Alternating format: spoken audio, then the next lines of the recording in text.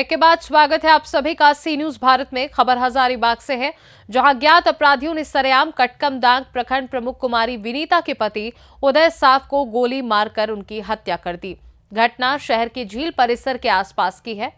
बताया जाता है कि अपराधियों ने सर के पास सटाकर गोली मारी है, जिससे उनकी मौत घटना स्थल पर हो गई।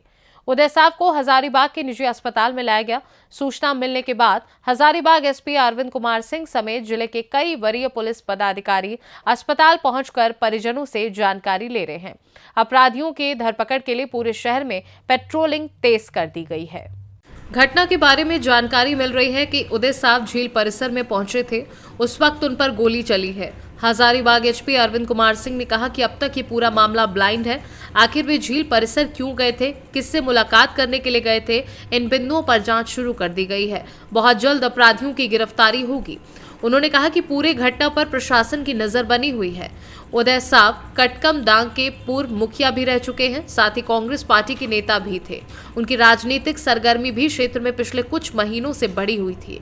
यही नहीं, वे विधानसभा चुनाव में कांग्रेस के टिकट पर चुनाव भी लड़ना चाहते थे। सामाजिक गतिविधि में भी उनकी संलिप्तता थी। इस घटना के घटने के बाद सैकड़ों लोग अस्पताल परिसर पहुंच गए हैं और पंडित परिवार के साथ खड़े नजर आए। सूचना मिलने के बाद कांग्रेस नेता मुन्ना सिंह भी अस्पताल पहुंचे और पूरी घटना की जानकारी प्राप्त की। उन्होंने कहा कि हजारीबाग की स्थिति इन दिनों बेहद खराब होती जा रही है। पिछले कुछ दिनों में 3 लोगों की हत्या हजारीबाग में हुई है। मंजीत यादव की हत्या के बाद आज तक उसका खुलासा नहीं हुआ। दूसरी ओर बड़का गांव प्रकाश ठाकुर की भी घर में घुसकर गोली मार दी गई। उदय साहब की गोली मारकर हत्या कर दी गई। हजारीबाग क्राइम कैपिटल बनता जा रहा है। मुन्ना सिंह ने जिला प्रशासन से मांग की है कि पूरे मामले की तफ्तीश की जाए। हत्या का कारण क्या है, किन लोगों का हाथ इस हत्याकांड में है, इसका खुलासा होना बेहद जरूरी है। निश्चित रूप से ये बहुत दुखद घटना हो रही है। हजारीबाग क्राइम हब बन चुका है। यहाँ पर हमको लगता है माफियाओं का राज चल रहा है और सुनियोजित तरीके से ये हत्याएं हो रही है। चाहे जमीन का मामला हो, कोयला का मामला हो, बालू का मामला हो, यहाँ पर प्रशासन जो है एकदम मुखदर्शक बन करके रह गई है। इलेक्शन के दरमियान में भी कई तरह का यहाँ पर देखने को मिला है। आपने देखा होगा कि इलेक्शन में मेरा बेटा को बॉडीगार्ड क्लोज कर लिया गया और मेरे बेटे का साथ घटना घटा, उसका मेरा बॉडीगार्ड क्लोज कर लिया गया। हो सकता है कल मेरी भी हत्या हो, इसमें कोई दो मत नहीं है। कोई सुरक्षित यहाँ नहीं है जिला में, और जिला में प्रशासन एकदम निर्कुंज हो गई है। मैं इस संबंध में कल हजारीबाग बंद बुलाऊंगा और माननीय मुख्यमंत्री को ये सारे जा करके संज्ञान में उनको दूंगा और बात करूंगा। एक बहुत गंभीर विषय है। अब हम लोग चुप नहीं बैठेंगे। हजारीबाग सेफ नहीं है और हजारीबाग ये क्राइम हब बन गया है। यहाँ सिर्फ वसूली का काम चल रहा है, चाहे बालू हो, कोयला हो और कई तरह का सारा चीज है। अपराधी और पुलिस का गठजोड़ यहाँ पर हमको देखने को मिल रहा है, जो हमने अभी तक मुआयना किया है। अच्छा, अपराधी बेखौफ हो गए हैं। अपराधी एकदम शहर में है, अपराधी शहर में, लेकिन पुलिस का जो ये संज्ञान में सब चीज है, परंतु पता नहीं पुलिस का क्या संरक्षण प्राप्त है, क्या है, हमको तो ऐसे लग रहा है। और यहाँ पर ही जो है माफियाओं का राज है। पुलिस अगर 24 घंटे के अंदर ये सारा उद्भेदन नहीं करते तो हजारीबाग पूरे बंद कल बुलाया जाएगा। और ये जो है सो प्रशासन का ये घोर निंदा जितना भी की जाए कम है। प्रशासन जो है इसमें अपने आप को एकदम पंगु बन गया है हजारीबाग जिला प्रशासन। और सिर्फ यहाँ पर ही आज के दिन में जो है, चाहे वो बड़का गांव हो या केरेवाड़ी हो, पतरातू हो या हजारीबाग जिला हो, चाहे कोई भी अब अछूत नहीं है। कहीं पर किसी पर भी घटना हो सकती है और अपराधी बेलगाम हो चुके हैं और अपराध का ग्राफ अब दिनों दिन हजारीबाग का बढ़ता जा रहा है। जानकारी नहीं पाई। अरे अभी जस्ट हम भी आए हुए हैं हॉस्पिटल में, देखिए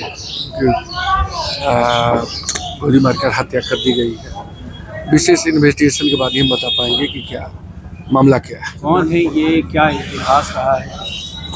ये अभी तक जो लोगों के द्वारा पता चला, इनकी पत्नी शायद मुखिया उप प्रमुख है और ये भी जमीन का काम वाम करते थे।